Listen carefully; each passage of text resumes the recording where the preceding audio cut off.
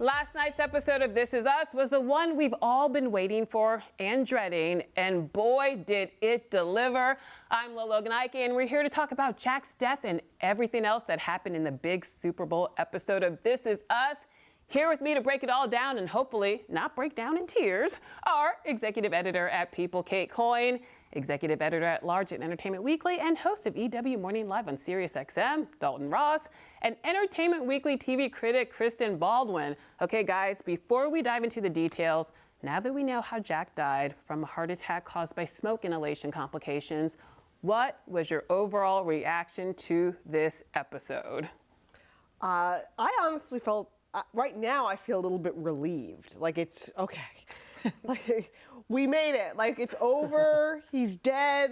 We already knew he was dead, but now we know how it happened. And I'm a little bit glad that it's behind me now, and that we know everything we need to know so far about. I'm also relieved that he didn't burn to a crisp. I have to say, like, I was a little I was finding something in that to be very gruesome to get my head around, and so I'm grateful that it played out, frankly, exactly the way it did. I'm glad for all the hospital scenes. I'm glad it wasn't just, an inferno engulfed him and then that was the end of it. Yes. I'm happy we had a little more semblance of sort of some closure, not really, but a little bit. Yeah, and we'll get to all of that. But Dalton, initial reactions, what did you think? It's a weird one to process, this episode, because whenever we've had a character with a big death, even though we knew it was coming, we're like, oh my God, he's gone. Well, guess what? He's back in 2 days. He's not gone. He's on the next episode. Like, spoiler alert. So it's really weird, right? Yeah. It's like, okay, he's gone, but not really. And I agree with Kate completely. We've been waiting to find out for so long. We thought we were going to find out last year. A lot of people got very upset when they seemed to tease that we were going to find out, and then we didn't. It's been stretched out and stretched out. I feel that it's that it was time to learn the response, and we did. And they do this thing that we'll talk a little more about in our discussion about how they go big and small at the same time. This Is Us always does that. They go big, and then they have small moments as well, which is what they did here with the death. Their biggest character died, and a little lizard died as well. I know. So, big and small. Kristen, your initial reactions. What did you make of this? Because we were anticipating this possibly happening, but people didn't want to get their hopes up because they were worried that they wouldn't come through with the actual death and it would be one giant tease. Exactly. But they came through. They delivered. They did. And in fact, during the episode, I found myself, really rooting for Jack to get out of the house. Like, I know that he died. And yet I'm still like, oh, it's going to be okay. It's going to be okay. So even though I knew what was going to happen, it was still so suspenseful and moving, and I had hope up until the very last second that things were going to turn out okay because I really wanted them to. We all did. It was a real social media event. More than 200,000 tweets last night alone, and people on Twitter had a lot of reactions to this episode. At Beth's the One tweets, if Jack dies at the hospital of smoke inhalation, I'm suing. I mean, emotional distress. I feel like they have grounds for that. No, I mean, it's sort of like when Derek Shepherd died because he didn't get the CT scan. I think we were all watching, the minute he was in the hospital and he kind of coughed a little bit, I'm like, you're going to intubate him, right? Like, surely there is some protocol that should be followed here. And actually, on Twitter, a lot of people were tweeting, like, medical professionals were like, this is not good. They should be, like, doing a chest scan. There's all sorts of stuff that they should be doing for him that they're not doing. And I just, the anxiety started to rise from that moment. I'll give a shout out to our own Dan Sneerson, who spoke to Milo last night. And Milo said something very interesting in that there were a lot more scenes they filmed of him coughing and sort of having trouble speaking and wheezing a little bit. And then in the editing process, they took that all out. Really? At least the vast majority of it, because they didn't want to tip off too much what was going to happen. Oh, that's a good point. That's a good point. But all the more reason, if he'd been really super coughing and wheezing, like, I think we need to never again have a scene of Kate blaming herself for Jack's death, because, like, it's whatever intern was on duty that night and, like, didn't, I do think it's a mark of a good show, how angry. If you get angry at a show, like the viewer threatening to sue, like that's, that it's a good show if you want to sue them. It's true, and people have visceral reactions to the show. One of the most amazing moments I thought of this episode was seeing Jack emerge from the house, because Kate, as you mentioned, there was a feeling that he might have been engulfed by the flames. What was your initial reaction when you saw Jack emerge alive with the dog? I really thought the dog was going to run out just by itself. I was going to be so angry. I was ready to scream at the TV, like, preserve that dog.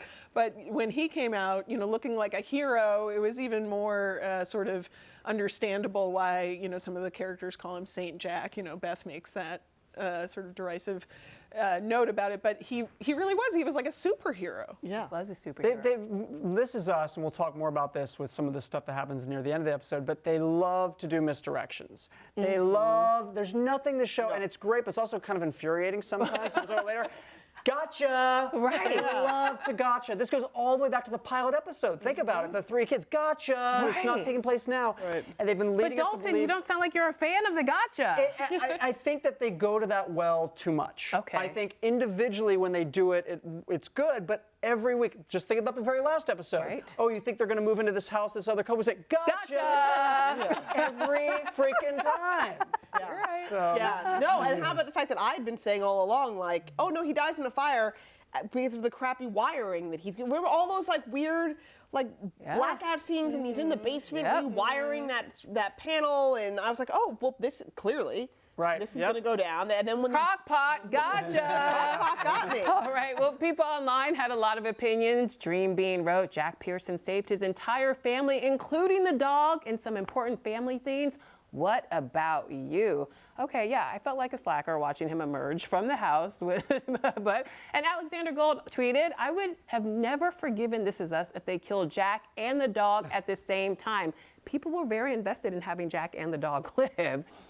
Do you think all the blame for Jack going back inside, however, should lie on Kate's shoulders because she talked about feeling so consumed with guilt for so many years? No. No. He's getting photo albums. Yeah. I mean, what is he doing? Again, all those mementos, I know it's a nice moment, but that's clearly not on her because he didn't just get the dog. He got all that other stuff as well. And he made the decision as an adult to go in and get the dog. He could have said, I'm sorry, honey, we're just, it's more important that we stay safe.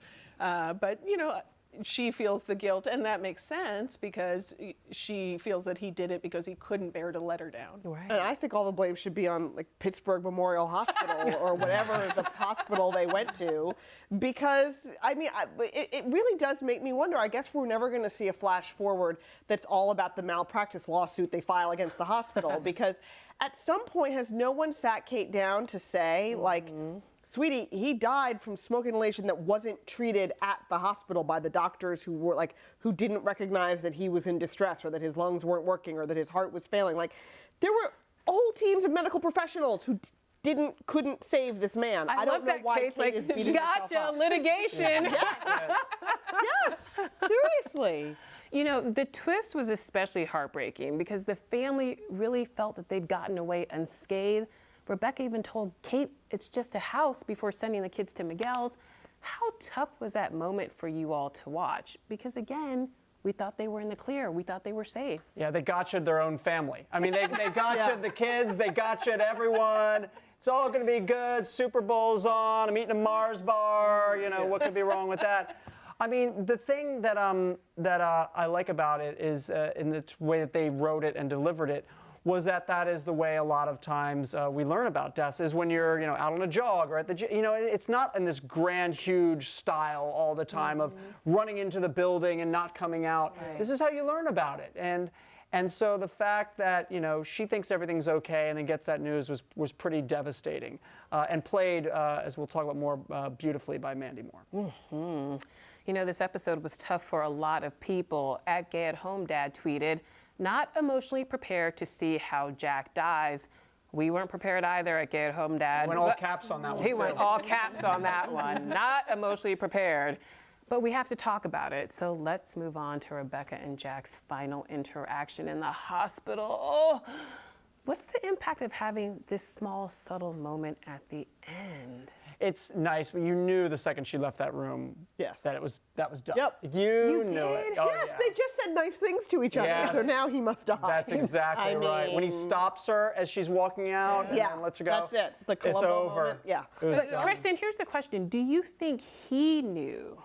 Did Jack, the character, know that he was going to die? No, I don't think he did, but I think what it exemplified with this show is that, the idea that you never know when it's going to be the last time that you speak to someone. You never know when, sort of like what Dalton was saying, you never really know when you're going to lose somebody who's important to you. So And that's what they're, Mandy Moore's character keeps looking back to, that this was the last moment she had with him. So it sort of underscores the whole theme of the show, which is like you have to treasure every moment you have with your family, even though sometimes you want to murder them or they're teasing you about blocking the TV. Or they're playing gotcha with your emotions.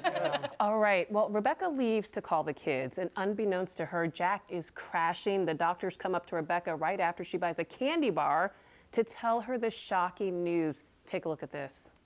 Do you mind if I have some of this? I'm so hungry. Mrs. Pearson, one of the complications of smoke inhalation is that it puts a terrible stress on the lungs and therefore the heart. Your husband went into cardiac arrest. It was catastrophic, and I'm afraid we've lost him.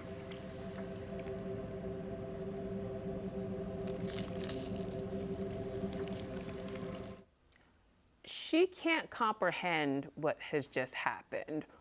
Could you comprehend what had just happened? Did you think that that was going to play out the way that it did? To have it just smack her in the face in that way? Yeah, I think that the shock of what's happening, not just a death, but you think he's dead. Oh, wait, no, he's back. Now he's okay. Now we're joking. Now I'm calling, and now he's dead. So the shock, I buy it. I buy the candy bar bite. Like, that's the question. Do you buy that moment? I actually do buy it. Right. I don't know how to process. I'm in my own sort of weird thoughts now. This can't be real. So I thought she played that great. Kristen and I were just saying, Bill Irwin, the actor. I mean, if you can't get Major Dad back in there in the hospital, go for Bill Irwin. They always have great people in those smaller roles. And I thought it was a beautiful scene with the two of them. And you could really tell just from the second he walked in and he said, Mrs. Pearson, like the look on his face, you knew something bad was going to happen. And I think the candy bar makes sense because she's trying to hold on to this moment of normalcy, like everything's fine, I'm just going to eat my Mars bar. Yeah, the one last moment of normalcy before her entire life is upended. Yeah. Sylvia Bell tweeted, I want every doctor who told Jack he would be okay fired. Kate's point. Me too. Sylvia Bell, aka Kate. So Rebecca goes in to see Jack, totally in denial, and has a major breakdown. How amazing was Mandy Moore in this scene and in this overall episode? I mean, the look on her face alone during that moment. Emmy nomination right there for that facial I think it's expression. really interesting because we've all been focused on Jack this episode. It's really a Mandy Moore episode. It's not a Milo episode. I mean, it's a Mandy Moore episode. Yes, it is. And she's fantastic in it. Yeah, I think this was really a tour de force for her. She still, I feel like in Hollywood, lingers a little bit with this residue of her teen pop star past and doesn't get taken quite as seriously as she maybe should as an actress.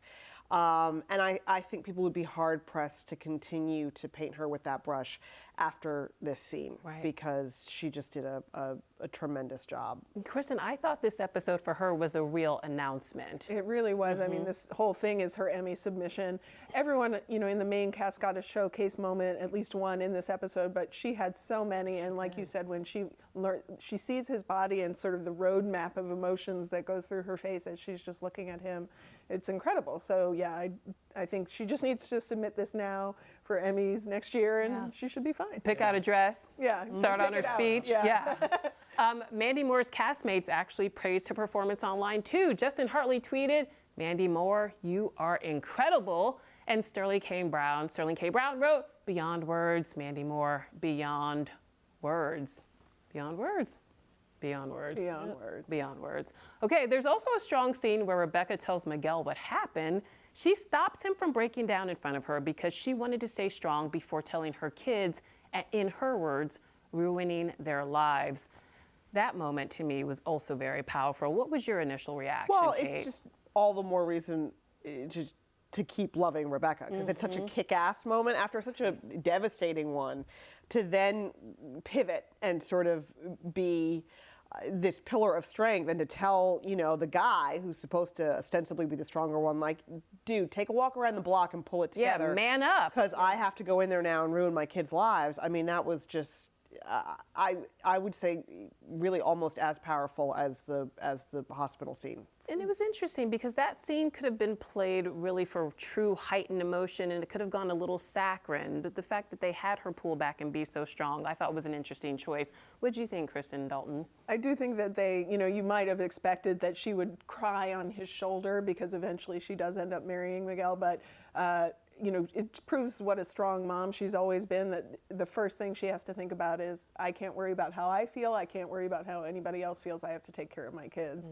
And, you know, Miguel, you're just going to have to cope on your own. Yeah. And yeah, she ruled in that moment. They always say, like, you know, you watch certain shows and certain moments differently when you're a parent. And this is like one of those shows, clearly, and one of these moments, like, I cannot even imagine having to do this myself. But you put yourself in that position where you think when you have devastating news, you have to bring, like, I have to be strong for them. And so that's what I'm thinking as I watch that. Like, I could see that. You got to put your game face on, you know what I mean? And you got to just go in there and do it. And so I thought that was a great moment. And then you could go outside and break down in the car. Yeah. All right, moving along. The present day storyline takes place 20 years after Jack's death on Super Bowl Sunday, and everyone had their traditions for the day. Let's talk about Kate first in the VCR plotline. Leah Catherine wrote, Katie girl, you should have converted that VHS to a DVD in 2005. You were tempting fate with that one. Were you shocked that she didn't back up this precious video that she? I still have VHSs. I still have. I do too. Dalton, Dating myself. I totally I got a box sitting up there. I do. I even have a VCR. I do too. That will play. Yeah, them, me so, too. Yeah. Really? And I think that's part of her ritual. You know, she wants to do it, sort of watch the exact same moment as she always has, and so that she probably feels like it would be cheating or somehow, you know, she doesn't want to let go of this tape that her dad touched, that her dad made, you know, and so I think it's probably both that she just never got around to it, but also really wants to keep it in its original form. Yeah, you're right. It is her ritual, and it's her way of sort of paying penance and also processing. Toby ultimately helps save Kate the tape, and there's a really sweet interaction afterwards where she tells Toby she thought her life was ruined after Jack died until she met him. Take a look. You never gave up on me, over and over again. Never gave up on me and made me believe in me.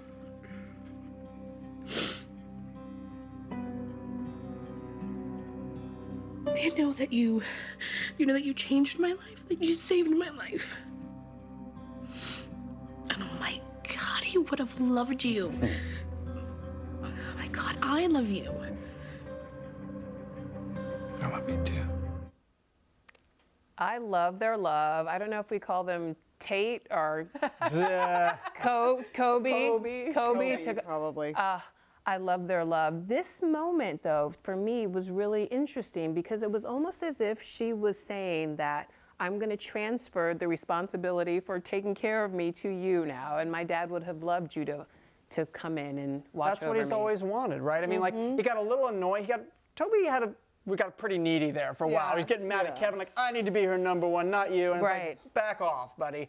So, but this is what he's always wanted, is to be that rock for her. And he always felt she never let him be that rock, or her siblings never let him be that rock. So this is what he's wanted to be. So. And meanwhile, I'm just going to own the fact that I'm something of a Kate hater. I guess that makes me a cater. I'm a cater. I'm a cater. Wait, how can you hate Kate? Oh, Kate. We don't have enough time, but I would like her to take care of herself, for starters. That would be really great. I also thought her hissy fit over the video, maybe being on the cloud, was just smacked of such ingratitude and like, no, I think the words you're looking for are thank you. Thank you. And she got there eventually, but I just generally find her to be a just self-pitying, professional victim, hissy fit, tantrum throwing brat half the time, and she drives me up the wall, which is actually a testament to Chrissy Metz and I think the amazing performance she's giving, because she is such a complicated, like, people love her, people want to wrap her up and hug her, and then other people like get incredibly frustrated with her and want to slap her. want her to do better. I want her to do better than she's doing. I want her, you know, to pull it together a little bit more than this. I think the thing with Dalton, Kate, jump in there because well, no, I think what's interesting. Kate, let us know how she feels about Kate. I've had frustrations with the way Kate has been written, but my frustrations have always been, and this is sort of signaling somewhat what Kate is talking about, Kate is talking about,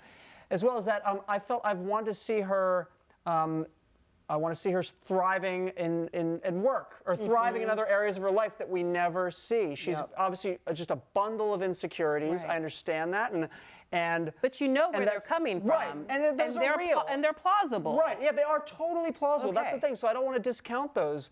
We've had callers on my radio show that called and said, I suffer through these same insecurities, so I don't want to discount that at all. And that's fine. I would like to see other dimensions as well. I want to see more. I want to see different things in addition to that. And the writers have not necessarily shown us that. All right. They have time. I agree. They have time. Yeah, they do. They do. Okay. I hope that with letting go of the tape or allowing it to be on the cloud, as she puts it, that this is maybe the first step for her to really let go and start. And maybe we can see her start taking up the singing again and like working on her voice, because she was just getting to that point where she was going to work hard and try to make a career of that. That's true. Okay, on Super Bowl Sunday, Rebecca's tradition, even years after Jack's death, is to make his favorite lasagna and eat it alone while watching the game. What do you guys make of this tradition? I think it speaks to how Rebecca has lived her life since he died, which is life goes on. She knows that he wouldn't want her to wallow. He wouldn't want her to stop living her life. So she's doing this thing to honor him, but she's still watching the game as he would. She's moved on and gotten married again.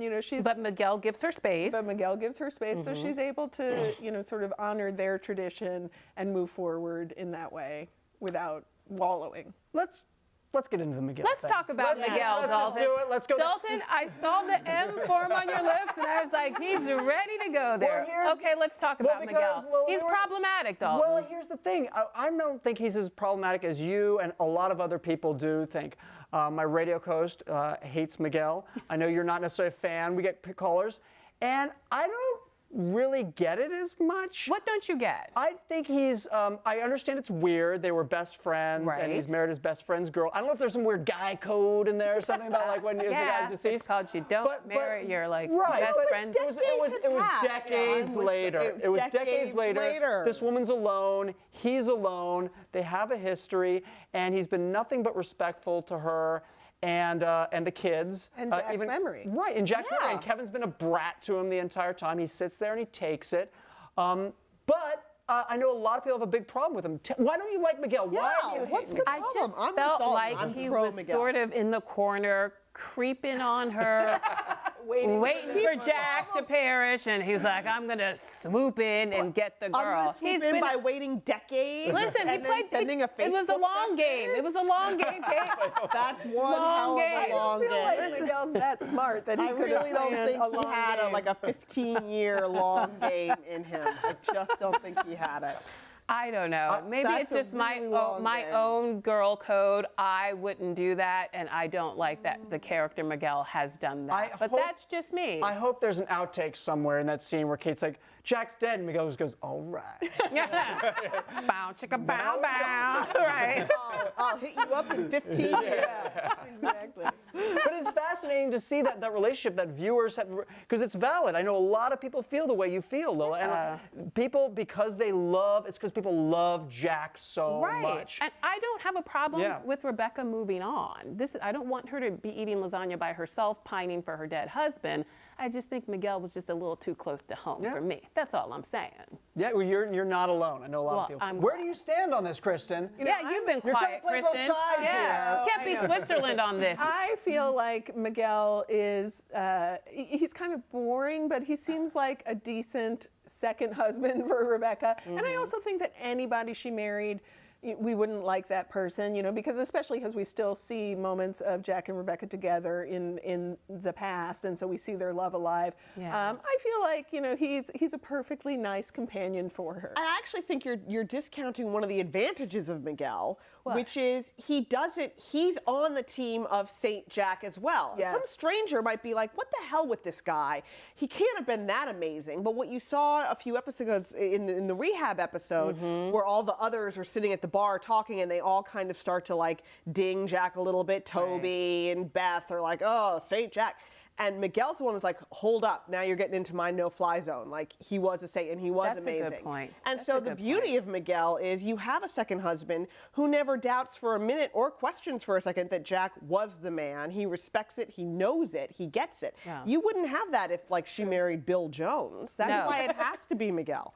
Come on Okay, over. I'm convinced. I'm actually convinced. I'm going to hop on that side of the. That was very convincing, Kate. All right, moving on. Kevin normally avoids thinking about his father on Super Bowl Sunday, but in this episode, he goes to Jack's tree and talks to his father. You guys, what do you think of this scene? He actually has a heart-to-heart with a tree. I think Kevin has been the most problematic character on the show. I just going to say it, that I think that the storylines... Dalton. Okay, so you I've think got Kate's Kate. the problem. That's my You think problematic Kevin's the one. problem. I just don't think they've cracked the code on that character. I didn't want to see him going to rehab, and I just felt that whole arc was just, we've seen that a million times in a million shows. I didn't find it very interesting. I thought the episode where they all where it ended up was interesting, but I don't think the journey was worth the destination. I don't get very emotional watching the Kevin scenes. I just don't. I don't know what it is, but it just doesn't work for me. I did like that we finally really understood the guilt he has in terms of like his last words to him were "I hate you," and you know that he wasn't there, and he really feels so guilty that he wasn't there. Even though, let's be honest, if he had been there, he couldn't have helped because he was on crutches. His leg was, you know, Yeah, he might have actually really screwed things up. like burned to a crisp. Yeah. So Well, what impact do you think him not being there had on his life and the trajectory of his life? Huge. Yeah. I think it's his thing. You know, Kate's got the I sent him back in for the dog. Kevin's got the I wasn't there to A, to help, and B, I wasn't there to say goodbye. I wasn't there. My final words to him were argumentative and hateful and in the heat of the moment, and I think that haunts him completely. That's true. All right, there was talk in this episode of Jack always sending Rebecca a laugh on Super Bowl Sunday. And Sarah tweeted, Jack Pearson is still with them after all these years, and that is incredibly sad, but beautiful. In this episode, Rebecca was sad that she didn't get this year's laugh, but then on a call between her and Kevin, this happened. Take a look. Can I be really honest? Yeah. I'm not sure I'm at the right tree.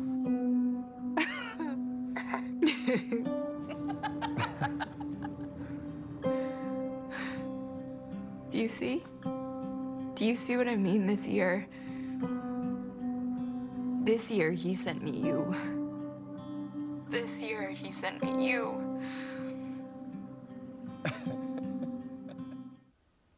So she got her lasagna and she got her laugh. And Kevin got the sense that he was finally, you know, he always felt second best to Randall, and that he was never the one who she loved the most. And here he was the one delivering the laugh for her. So he was the first son in a way in this moment. So even though you're not feeling it, Dalton. Yeah, Not Dalton, your feeling it. face. Yeah. He's Did talking you to feel a like- tree. It's just sort of, I don't know. I feel like my problem with the Kevin characters, I feel like they haven't done anything original with this character. I feel like everything I see from him is something we've seen on shows before. Right. And I feel like it's just sort of not very three-dimensional. It's not, I don't know what the issue is, but I just feel, that they need to work a little harder with him. What do you think they could do to beef up Kevin? I don't know. Well, they tried to. They tried. That's why they gave him the whole. I feel like, listen, Chrissy Metz was getting raves. Sterling K. Brown's getting raves. Everyone loves Jack And and Rebecca. awards. And let's be honest. The Kevin character, the Justin Hartley thing, was not getting raves last season. So they tried to give him this whole pill popping background and story, but that's something, like I said, which didn't feel unique. Right.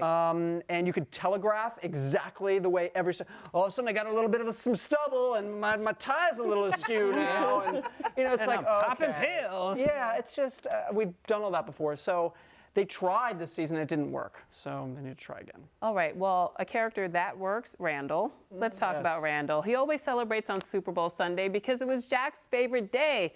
Did you think this celebration was going to last? I did Hell to not. the no. Hell to the Not no. once Not even Beth close. Shoe and To Mr. quote McGiggle. Whitney Houston, hell to the no, Dalton Rock. To the no.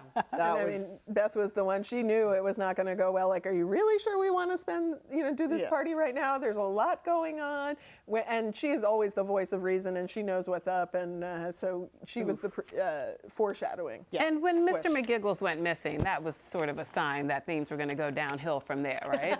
But has this show, whenever people have ever been happy on this show, has there not been like just something terrible right around the corner? It's the Jack and Rebecca thing in the hospital when she leaves the room, and then anytime anyone gets happy, and especially too happy, you know what's coming next. His speech, the eulogy for Mr. McGiggles was really a eulogy for his father, and he talked about sudden death and how it's like lightning ripping through your stomach. I thought that scene in particular was extremely poignant, probably one of the most poignant of the entire episode. What did you make of that moment? He had a lot to do in a little bit of time. It's working through his issues, you know, that he's tried to bury and cover up. That's what it is. Like, some people lay out their feelings bare, and Randall's a guy, we've seen it before. It's all pent up, and then he cracks. And this wasn't as dramatic as the time he's like hovering under his desk, but it's him working through his issues that he's tried to just put on a smile and not worry about. Randall's become a verb, you know, don't Randall out on me. Exactly. And he celebrates Super Bowl because he says it's his dad's favorite holiday or favorite event, but it's also a little bit of avoidance for him. He's trying to just throw some happy on top of it so he doesn't have to deal with the sad. And this Mr. McGiggles wouldn't let that happen this year. That happened. He was not giggling by the end of that episode, was he? Not giggling. Not giggling at all. All right, we also had another big surprise in the episode. A lot of us thought the foster boy was going to live with Randall's family, but twist, that was actually in the future. How surprised were you to see old Randall, guys? Oh, I was so relieved. I'll tell you what, because the minute he gave his daughter Tess the whole, you know, you're going to live with me until you're 25, and I'm going to come have dinner with you once a week in your office, I was like, shit, Randall's dead. Ooh, sorry for my language, but I was like, Randall's dead. Randall's dead. Because I thought we've just gotten over the hurdle of Jack's death, and we are going to have this beautiful, powerful speech where he's foreshadowing the long, happy life he intends to have with his precious daughter, who's his number one.